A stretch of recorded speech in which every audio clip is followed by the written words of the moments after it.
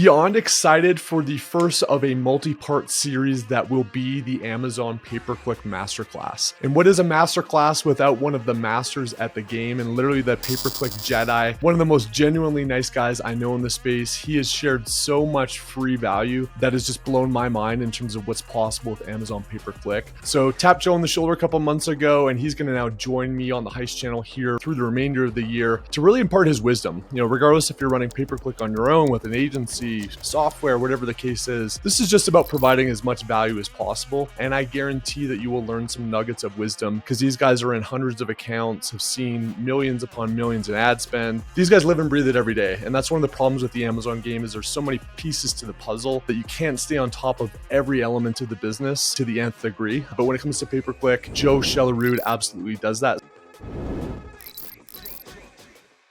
So Joe, welcome to the Heist community, man. So excited to have you here. We'll maybe start off with a quick little intro on you, and then we'll dive right into the fun stuff for the presentation. Yeah, it sounds great. And thanks for having me on, Adam. And the content that you put out is awesome too. So just got to say thank you. And I'm thrilled to be on with you. Just real quick background on me. So I got into the space actually starting as an Amazon seller myself. So I'm a chemical engineer by background. In 2014, I started selling these organic chemistry molecular model kits. They're used for OChem courses and was pitching those to professors and selling them on Amazon. As I was building out that brand, really got involved in advertising. And that's kind of how we got to where we are today. So with Ad Advance, we develop all of our own tech and tools. And if you follow me, you probably know that we're really big into data and the numbers and just making sure that as competition really increases on Amazon, that we're getting the most bang for our buck on advertising. And there's some really cool reports and tools that we can utilize to do that. And one of those is the search query performance report that we're going to go through today. That's awesome, man. And I know you'll take this the right way because I consider myself an Amazon geek too. But anybody that's taken a organic chemistry course, I basically did once and I never wanted to do it again. The fact that you got a degree in this, I think you want a super analytical nerd diving into your pay-per-click. So I hope that you take that in the right way. But I think you're absolutely the right guy to dive into the analytical world that's pay-per-click.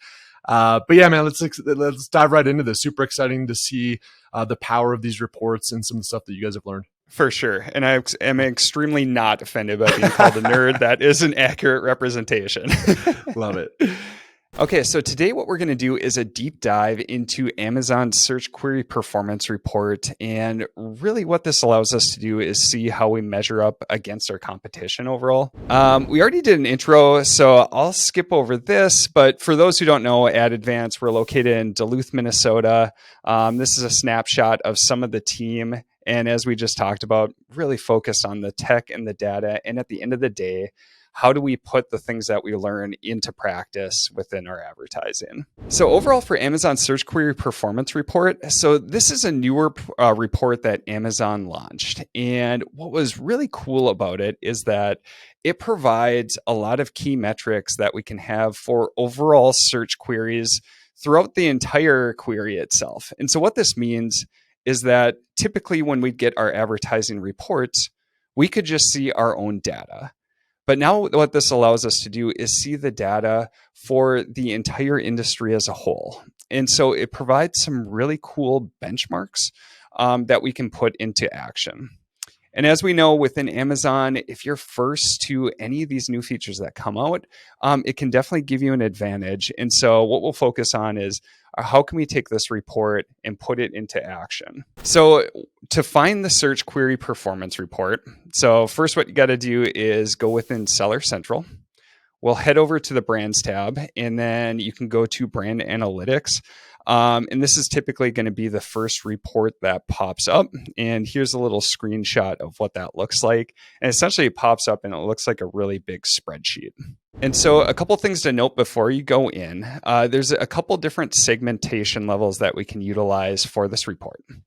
So one is looking at the overall brand level or breaking down to the ASIN level. And we'll talk about when to do either in a second. And then the other key piece is being able to choose between weekly, monthly, or quarterly. There's going to be some specific actions that we can take. And in general, we usually use the weekly or the monthly snapshot, but it's also nice to have the quarterly reporting range.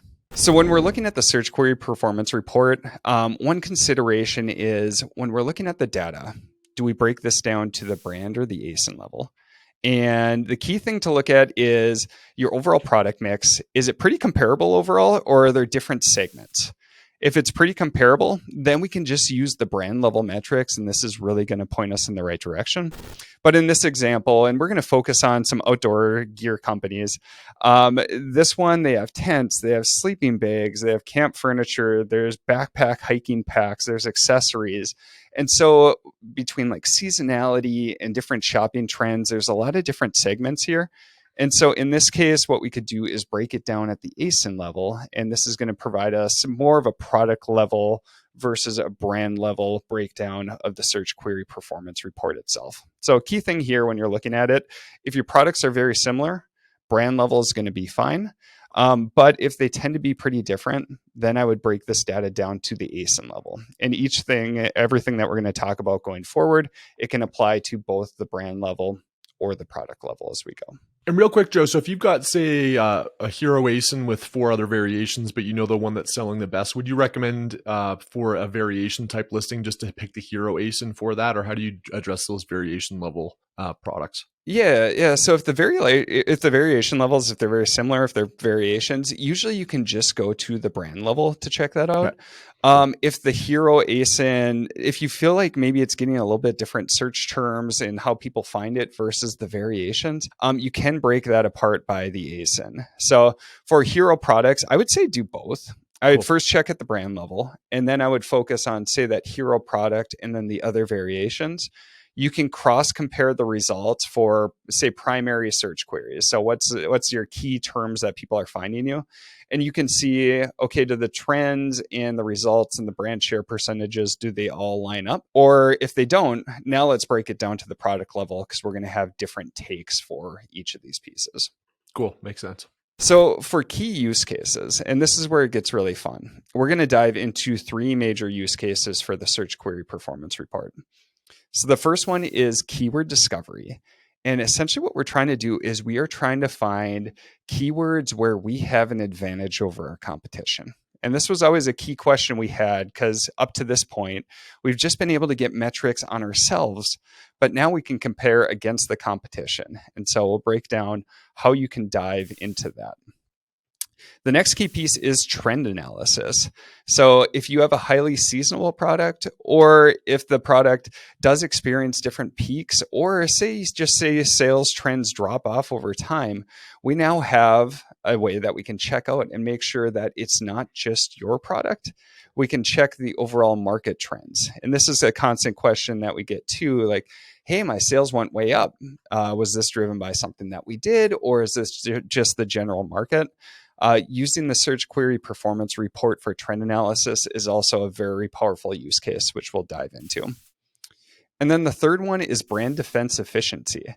And so we now have data at our fingertips with this report to determine the age-old question on, hey, should I be advertising and protecting my brand? Or is that just cannibalizing sales that would have happened organically anyway? Am I just paying for sales that would have happened anyway? We now have a good report that we can utilize, and we'll go through how you can actually implement this and test it within your account. So for the first use case, we'll talk through keyword discovery. And we'll break this down into a couple of steps. And then in the next slide, I'll go through and we'll walk through a couple examples. So the key thing that we're trying to do here is, again, determine, do we have a major advantage over our competitors for certain keywords? And if so, let's get more aggressive on those to try to drive more sales and spin the flywheel. At the same time, we can determine where our competitors are really beating us. And then that's going to point to specific actions that we can take to improve our listings, improve our products, maybe our pricing, and then have that factor into our advertising. So first, what we're going to do is, once we go into the search query performance report, you can download that and export it. And if you download it with the full version, you get a ton of different columns. The key things to focus on are the brand share percentages. So purchases, cart ads, clicks, and impression. Another key piece that you'll want to look at is search query volume, which is a measure of the overall search volume. And then we're going to identify some of the biggest opportunities that we have with our keywords. And so I think it'd be best to just walk through a couple examples. We can kind of pinpoint down how this works and what we're looking at. So in this example, we'll focus on the brand Big Agnes, and they sell tents and backpacking gear. And so in here, we've got some different search terms for Big Agnes. And with the search queries that pop up, this will show us the overall search query volume. So the number of times that people have typed this in on Amazon. And then it's going to give us total number of impressions. And then it will show us the brand share percentages for our impressions, our clicks, our cart ads, and our purchases. And so when we talk about brand share percentage, what that means is for everyone who typed in, say, lightweight tents at the top, for that row, if they typed in lightweight tents, as an impression share percentage, how many of those impressions did I own with my products? And in this case, it was 2.46%. And so now I'll go down, and we broke this apart. Typically, you would just go across in the columns. But if you look at the bottom, so now we have lightweight tents. And if I look at column J, click brand share percentage, this is 1.56%. And so for any clicks, for people who search for lightweight tents, my products got clicked 1.56% of the time. As we go a little bit further, now for anybody who added a lightweight tent to their cart after searching for this, I got 1.28% of that brand share. And then for purchases, for anybody who searched lightweight tents, I got 0.89% of the total sales. And so less than 1 out of 100 people who searched for lightweight tents ended up buying my products. And so where this becomes really valuable is we can find different areas for opportunity. And we can also trend our click-through rate or our conversion rate, and we can see how this compares to our competitors. And so if we focus on the top example, so lightweight tents, if I look at my impression brand share, it was 2.46%. So there, I'm showing up, but only 2 out of 100 products that are showing are going to be mine. If I compare that to the brand share percentage, only 1.56% of people are actually clicking on my products. And then once they click, less than that actually end up purchasing. And so what I can see is if I take the ratios of these brand share percentages, so 0.89% of people actually purchase, where 1.5% click. So what this tells me is that once they click, the conversion rate leading to a purchase is actually lower than my competitors. And so what I can do is by taking these ratios, say if click brand percentage is higher than purchase brand share percentage, that means that I'm not converting as well as my competition after somebody has searched that query. And so this can be really valuable in helping to identify issues, as in this case, or we can find some really good opportunities too. So for instance, let's look at best one-person tent. And so what I can see is for this one, I own 2.66% of the brand share impressions. But if I come down here and I look, I actually own 4.35% of the brand share for purchases.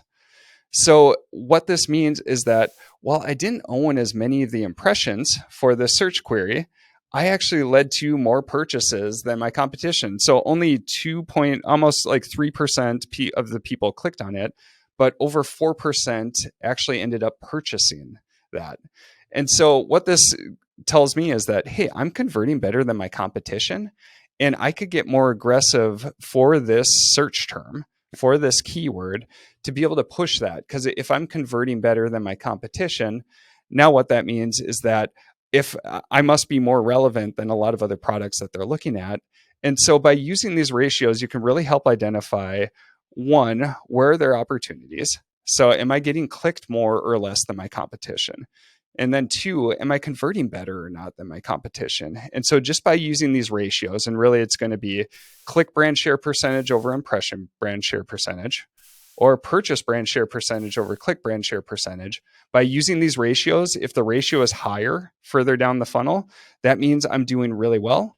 If it's lower, that means that, hey, maybe they're not clicking me as much as the rest of the competition. Or once they click, their conversion rate or their probability that they're going to purchase is lower. And so by looking at these ratios, you can really fine tune and target where are you better and where are you not against your competition. So Joe, just in practice, if you're kind of thinking about things from a pay-per-click account standpoint, if you identify one of those opportunities where you are actually converting better than the category overall in some of your competition, is it as simple as beefing up the budget? Is it changing your bids? What's the general strategy you typically deploy once you identify those opportunities in the account? Yep. So what I would say is if you find these opportunities where, say, you're converting better than the competition, then at that point, I would say, let's beef up the budget and get more aggressive on our advertising for that search term. And so one good example right here is ultralight large tent for backpacking. And so if I scroll over, my brand share percentage is 2.24%. But if I come down here and I look at my click share percentage, it's actually 21%. Wow. Yep. And if I scroll over even further, it's 40% for brand share purchases. And so what this is saying is that I'm only owning 2.6% of the impressions, or I guess in this case, it's 2.24%, but I'm leading to 40% of the purchases. And so if I can increase the visibility that my products have for that search term, my product is obviously solving that need for people who are typing that in. And so if I can own more of that search query itself and generate more traffic to my listing, now I'm going to lead to a lot more conversions. And I can guarantee this is going to help spin the flywheel and help with organic rankings, especially if I've got 40% brand share for purchases. This product is obviously performing really well. Cool. And in your experience, when you see those dramatic examples, is that typically a case where literally just there's been no pay-per-click spend at all and it just happens to be converting a lot, and because there hasn't been pay-per-click spend, there's not a lot of impressions? Or is that one where it's maybe in an ad campaign, just doesn't get a lot of attention, and just beefing up the budget's going to increase that percentage of impressions overall? Yep. So like for instances like this, I would say it tends to fall in more of a longer tail type keyword where it's a very specific need and our product is solving it directly.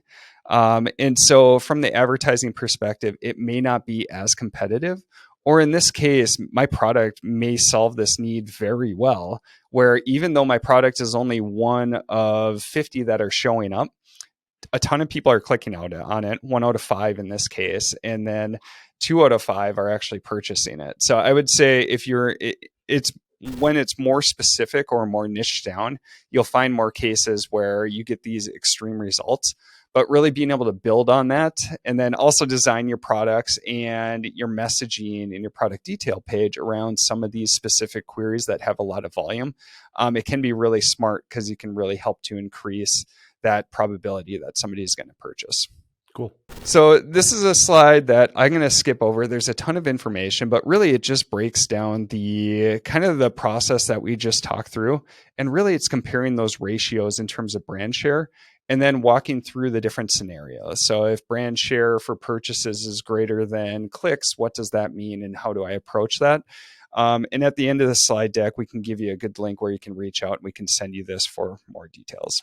So the next use case that we have for the search query performance report is trend analysis. And so this is really helpful, especially if you have seasonal products. So when I was selling on Amazon and I'm selling these organic chemistry kits, super seasonal because the fall semester, spring semester, summer semester, sales would really spike and then taper off over time. And so what's really cool with the search query performance report is that we can go back to, I believe, 2021 right now and pull weekly reports. And what this allows us to do is, again, it gives us the overall volume for these different search terms. And so it's not just dependent on our products, but it's dependent on the number of people who actually search for it. So this could be helpful for cases for me. I ran out of inventory during one of our peaks. And so if I just looked at my own advertising data, it wouldn't paint the full picture for the actual industry seasonality. So what you can do here is just walk your way back through time and we can pull weekly reports for every single week throughout the year. And so you get 52 reports. It takes a little bit to stitch together the data in Excel. But what you can do then is now build a model to see the overall seasonality and see when traffic and sales start to spike. The key value in this is when we know when seasonality starts, we can prepare for it. And so here's a key thing that I see some people miss is that, say my sales period, and we'll do my organic chemistry molecular model kits. Say sales really start to spike in August. What I want to do is prepare 2 to 6 weeks ahead of time to make sure that I've got my advertising lined out and to start to increase my sales velocity ahead of this peak. And so what I would do is in, say, July, I could start ramping up my advertising spend. And by ramping this up, I know there's probably not a lot of people who are buying in July, but this allows me to, one, optimize my ad spend before I really start to spend a lot because search traffic goes up. But the other key piece is now I can increase my sales velocity. So if I can own more market share for people who are actually buying these sets in July ahead of time, this can help give me an advantage in my relevancy for my advertising. And then potentially my organic ranking too, because we know that sales velocity is a key piece that helps with organic ranking. And so by starting early, I can hopefully establish an advantage where when the peak really starts to pick up, now I've already got that top spot or that better spot than my competition. And for my advertising, it's already established and it's already fine-tuned. And so a key thing is for these peak periods, it's really trending when it starts and then working your way back and starting to get a little bit more aggressive earlier on to establish that initial velocity and that initial lining out period before your competition can get in. And then at that point, hopefully they're looking at it and they're saying, man, they leapfrogged me and now I can't catch up because you already set up so well for that peak period. Yeah, and Joe, I think it's huge for 2 points. You laid out the strategy, which is really hitting the gas at the right time so that when that peak happens, you can take advantage of it, both from an inventory planning standpoint and just organic rank sales velocity.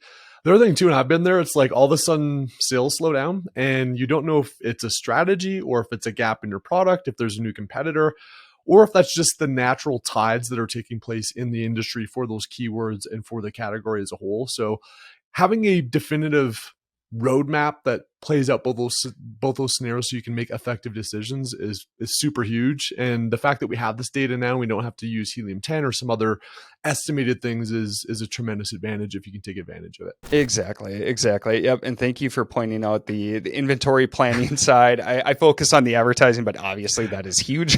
Yeah. Yeah. And then the other key question too, this can provide a lot of comfort knowing where the industry is sitting. 100%. Because that's a common question. You see sales drop off and it's like, man, is this something that I did? Yeah. If you can pull this up and see overall sales dropping off over time and know that you didn't reduce your market share, that can leave you feeling a lot better. Or if you did see that sales are still constant, now you know that you have to perform some action or figure out what changed. Yeah. So it can be hugely valuable. All right. So the other key piece that we can use the search query performance report for is our brand defense impact. And so the key thing for this one, and one of the common questions that we continually get and are working to answer is, should I be advertising for my own brand? And there's 2 sides to this. So the first side is, well, if I don't advertise for my own brand, my competitors are going to try to conquest me. So they're going to advertise for my brand and they're going to try to pull my loyal customers to them. And so I could lose sales. And so one common side is, if I've got to the point where they're doing a branded search for me, why would I let that sale slip away? On the other side, a lot of people will say, well, hey, they're already searching for me. They know they want to purchase my product. Why would I waste money on my advertising spend? Because they're just going to scroll down and they're going to find my product anyway. And so both of these sides are extremely valid. And so the key question was always, how much of an impact does our advertising have? Because at the end of the day, advertising is there to drive sales that would not have happened without those ads. And so the common question is, if I advertise for my brand, How much am I cannibalizing for organic sales? And what is the true impact of that? So before this report, it was really tough to tell the true impact. We could turn off branded ads, but then you could look at sales before and after, but you wouldn't know, have other things change within the industry? Is say overall search terms just drop down, just like the trend analysis that we were just talking about. We just didn't have the full picture. Now with this report, we can see market share percentages and we can see overall traffic for those different terms. So now we have the full picture to determine the true impact. So if you have the common question, like how much of an impact does my branded defense ads have? What we can do is we can run, say, a 4-week test, and we can turn off campaigns targeting branded keywords. And then what we can do is either you can save that spend, or you can also reallocate that spend to more general keywords. And these are going to be the ones that are really going to help drive those extra incremental sales versus those brand defense type keywords. And then what we can do is we're going to pull some search query performance reports both before we turned it off and then each week as we're going through the tests. And then what we can do is we can look and say, all right, I turned off my brand defense on this date. And I would time it out on a Sunday because the report, it's Sunday through Saturday. So actually, I'd probably time it out on a Saturday and then that next Sunday through Saturday report. Then you can get it fully clean without that branded brand defense campaigns. And so what we can do is now we can trend over time and we can look at our brand share percentage for purchases. And we can see, all right, did my market share drop significantly after I stopped defending my brand? If it didn't, that's great. And that says, hey, my brand defense campaigns, they were probably just cannibalizing organic sales. And now I can reallocate that spend to something more general that's going to drive those more incremental sales. If your market share percentage goes down quite a bit, what that means is that your competitors, they're coming in and they're conquesting those people and they're kind of stealing away your customers to their products. And so what we can do with the report is determine the overall impact. How much of a market share did you lose when you turned it off those branded ads? And then based off of how much we were spending and the overall margins of the products, we can then determine, all right, does it make sense to continue my branded search? Or maybe I take a middle ground and I'm not quite so aggressive? Or does branded search really matter and it helps protect my brand overall? And so just to give an example, like in this example, row 246, backpacking tent, Big Ignis, or 113, so Big Ignis, just general branded term. I can see that I have a ton of search volume. And if I look at my brand share percentage, in this case, for my branded term, I own 57% of the total impressions. This next one, I own about 60%. And then I can see that, all right, for purchases, I own 96% or 98%. So let's say that we're running brand defense at this time. Now what we can do, turn off those brand defense campaigns. We can track how much we're saving in terms of costs. And then we will watch the brand share percentage and see how much this changes, if at all. If it changes significantly, we know that we should probably turn those brand defense campaigns on because they were helping to kick off our competitors and keeping them from stealing our customers. But if that brand share percentage doesn't change much, this is a great story because now you can reallocate that spend to those more general keywords, which are going to truly drive those incremental sales. So overall, in summary, the Search Query Performance Report, it is an incredibly powerful advertising tool that we now have at our fingertips. And again, the key things that make it so powerful is being able to see the trends throughout Amazon and not just for our products or our brands. And so being able to see the market share percentage it gives us a lot of great data to make sure that we are making the right moves, which make the most impact for our brands and helps to set us up against our competition. Joe, you're an absolute legend, man, and super valuable stuff here. And I think, again, one of the values of really looking under the hood at very distinct things that you wouldn't normally come across if you're just navigating all the million things you can navigate in your account. You've shed a ton of light. I've actually got a couple nuggets I'm going to be firing off to the team right after this. But what I like about you most, man, is your value first. Again, you just like, hey, here's what we've learned. Here's what we do. Hopefully it helps somebody. And if you want to actually take your brand to the next level, if you're tired of running your ads yourself, if you're tired of software, Joe would never ask you, which again is what I love about him. He doesn't like to pitch stuff. He just likes to lead with value and let that speak for itself. But if you want to take it to the next level, there's a link down below for a free audit that the team at Ad Advance has opened up to the Heist community. It's helped a ton of sellers. We actually have tested Joe across a number of different accounts, and it's opened up to my private community. And people speak very highly of him, people that I trust. He's one of the best. If you want access to this presentation so you can add it to your files, review it again, there's also going to be a link down below. And again, this is part 1 of the Pay-Per-Click Masterclass series, and we're going to have a number of different topics in the future, in the months ahead. If you've got thoughts on what you want to learn about pay-per-click in future masterclasses, we're going to bring Joe back on. Feel free to drop those in the comments. But Joe, man, you're an absolute legend. Appreciate all that you do for the space, the industry, now the Heist community. Really appreciate it, man. Oh, thank you, Adam. I appreciate that. Awesome. Cheers, guys.